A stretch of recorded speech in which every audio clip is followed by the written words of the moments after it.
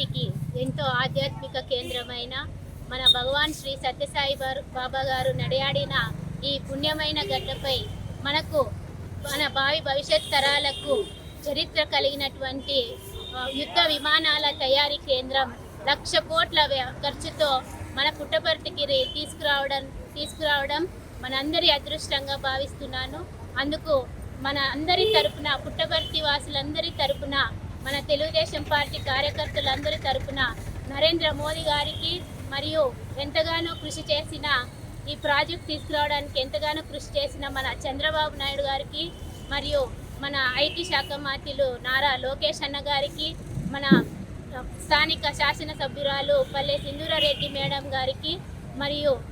మన పల్లె రఘునాథ్ రెడ్డి సార్ గారికి, వీరందరికీ కూడా పుట్టపర్తి వాసుల తరఫున కోటి ధన్యవాదాలు తెలియజేస్తున్నాం. ఎందుకంటే ఈ కార్యక్రమం చాలా మన భవిష్యత్ తరాలకు, మన పిల్లలకు మంచి భవిష్యత్తు కలిగే ఈ ప్రాజెక్ట్ కాబట్టి మన రాష్ట్రంలో ఎంతోమంది మన ప్రాంతంలో ఇతర రాష్ట్రాలకు వలసలు వెళ్ళి ఉద్యోగాలు చేసుకుంటున్నారు. ఇప్పటికీ మనకి ఈ భవిష్యత్ సక్సెస్ అయితే, ఈ ప్రాజెక్ట్ సక్సెస్ అయితే మన పిల్లలందరూ కూడా మన వాళ్ళంతా ఇక్కడికే వచ్చి మన రాష్ట్రంలోనే ఉపాధి కల్పిస్తూ వారందరికీ మంచి భవిష్యత్తు ఉంటుంది. ఈ ప్రాజెక్ట్ తీసుకొచ్చినందుకు మరొక్కసారికి వీరందరికీ ధన్యవాదాలు తెలియజేస్తున్నాను. ఈరోజు కూటమి ప్రభుత్వం ఆధ్వర్యంలో పాలాభిషేకం చేయడానికి ముఖ్య ఉద్దేశం ఏమంటే, భగవాన్ శ్రీ సత్యసాయి బాబా గారు నడయాడిన ఈ పుణ్యస్థలంలో మనకు కూటమి ప్రభుత్వం ఆధ్వర్యంలో యుద్ధ విమానాల తయారీ కేంద్రాన్ని మన నరేంద్ర మోడీ గారు మరియు చంద్రబాబు గారి నేతృత్వంలో మనకి యుద్ధ విమానాల తయారీ కేంద్రము పుట్టపర్తికి రావడం జరిగింది. దానికోసం మేము కష్టపడిన కార్యకర్తల ఆధ్వర్యంలో పాలాభిషేకం చేయడం జరిగింది. దీనికి ఇంకా ముఖ్య కారణం ఏమంటే, అనగారిన కరువు నేలలో ఈరోజు మనకి 7,500 ఉద్యోగాలు కల్పించడం కాకుండా అనేక వేల భూములు తీసుకొని రైతులకు ఎంతో మేలు చేసి ఎన్నో కుటుంబాలను ఆదుకున్న మన నరేంద్ర మోడీ గారికి, చంద్రబాబు నాయుడు గారికి ఈ సందర్భంగా ప్రత్యేక కృతజ్ఞతలు తెలుపుకుంటూ ఈ జిల్లా శ్రీ సత్యసాయి జిల్లా ప్రజలందరి తరపున వారికి మరొకసారి ధన్యవాదాలు తెలుపుకుంటూ ముగిస్తున్నాం. భగవాన్ శ్రీ సత్యసాయి వారి దివ్య ఆశీస్సులతో ఈరోజు ఎన్డీఏ ప్రభుత్వం అవలంబిస్తున్న పథకాలు కానీ ఏవైనా కానీ ఈరోజు ముఖ్య ఉద్దేశం ఏమంటే, కష్టపడిన కార్యకర్తల ఆధ్వర్యంలో మా పుట్టపర్తి డిస్టిక్ హెడ్ క్వార్టర్లో భగవాన్ సత్యసాయి వారి దివ్య ఆశీస్సులతో పుట్టపర్తి కరువు నేలలో, రాయలసీమ అంటే అప్పట్లో చాలా కరువు నేల, అలాంటిది కరువు నేలలోనే కియాని మోటార్ తీసుకురావడం కానీ, ఈరోజు యుద్ధ విమానాలు తీసుకురావడం కానీ మా పుట్టపర్తి కానీ మా అనంతపురం జిల్లా ఉమ్మడి జిల్లాలో కానీ ఏదైనా కానీ మా ముందు ఉండేదంటే ఓళ్ళే నరేంద్ర చంద్రబాబు నాయుడు గారు, నారా చంద్రబాబు నాయుడు, నారా లోకేష్ గారు వీళ్ళు సహకారంతోనే మా ఎన్డీఏ గవర్నమెంట్లోనే నిర్వహించడం జరుగుతుంది. ఈ కరువు నేలలో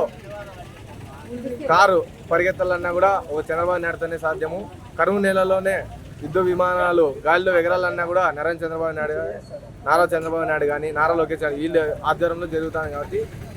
ఇంకట్లో పుట్టపర్తి అంటేనే ప్రశాంతి నిలయము, అలాగే దేశానికి కూడా రక్షణ నిలయంగా నిలబడుతుందని ఈ ఉద్దేశంతో మేము తెలియజేయడం జరుగుతుంది. నారా చంద్రబాబు నాయకత్వం.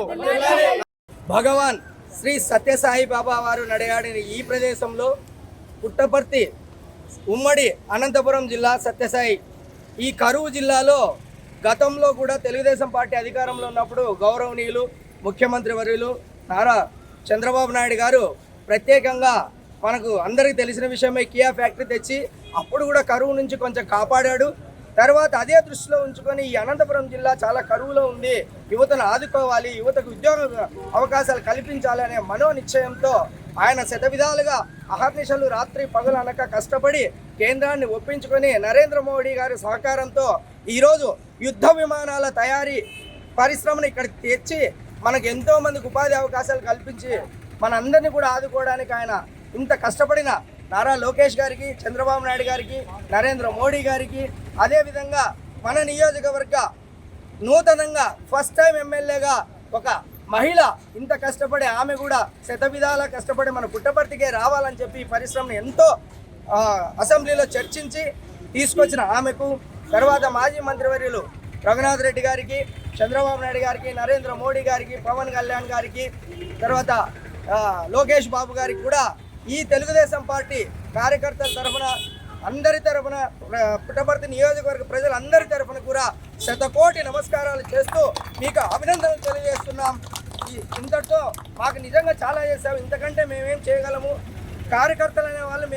మేము ఓటుతో మీకు పదిలంగా అధికారాన్ని ఇస్తాము, మీరు ఇదే విధంగా అభివృద్ధి చేస్తారని చెప్పి కూడా మనస్ఫూర్తిగా ఆశిస్తూ